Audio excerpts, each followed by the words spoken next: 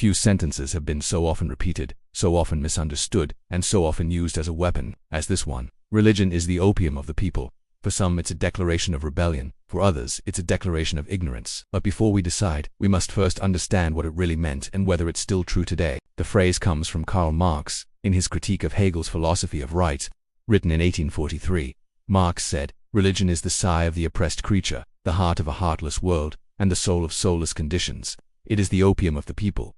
In 19th century Europe, opium wasn't just a drug, it was the most common painkiller. So when Marx wrote this, he wasn't mocking religion. He was analyzing it.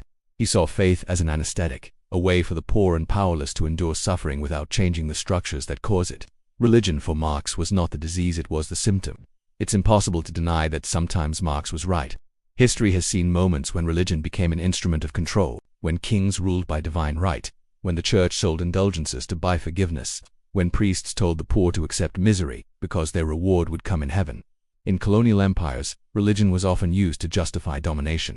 In authoritarian regimes, it was used to silence dissent. In those cases, faith became an opium indeed, not to heal the pain, but to make it tolerable. And even today, some movements still manipulate spirituality for profit, turning the sacred into merchandise. So yes, sometimes, religion was the opium of the people, but that's not the whole story. Because history also shows something that Marx could not have foreseen, that religion, at its best, is not a sedative, it's a revolution. Let's see how each faith answered that accusation. Christianity began not in palaces but in persecution. It was born with a message dangerous to empires that the poor, the weak, and the enslaved were equal before God. When the Roman Empire ruled by fear, early Christians defied it through compassion. They built the first hospitals, the first orphanages, and the first social welfare networks. Centuries later, it was Christians like Martin Luther King Jr. and Desmond Tutu who led revolutions for civil rights and freedom. They didn't use religion to numb the pain, they used it to end the pain. Hinduism is often misunderstood as fatalistic, but at its core, it teaches karma yoga, the path of action without attachment. Mahatma Gandhi transformed that philosophy into social change, turning spirituality into non-violent resistance. The Bhagavad Gita doesn't preach passivity. It calls for righteous action, dharma, even in despair. And in modern times, Hindu-inspired thinkers have led movements for sustainability and peace, from Sri Aurobindo's integral education to Vivekananda's call for global compassion. That's not opium, that's oxygen for the conscience.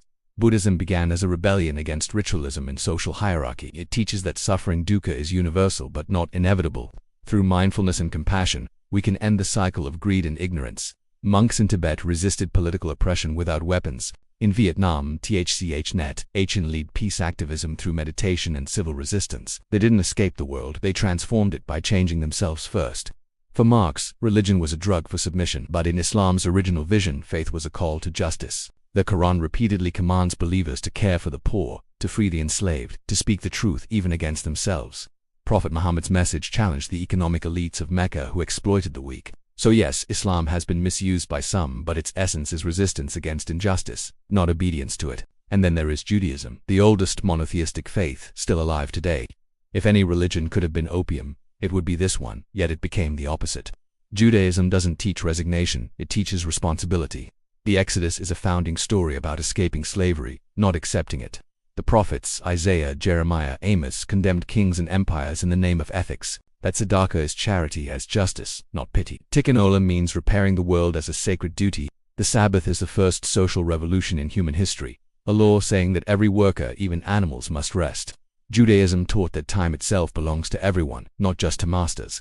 These are not anesthetics, they are antidotes. So was Marx right? Yes, when religion is corrupted, when it becomes ideology, when it silences the mind instead of awakening it.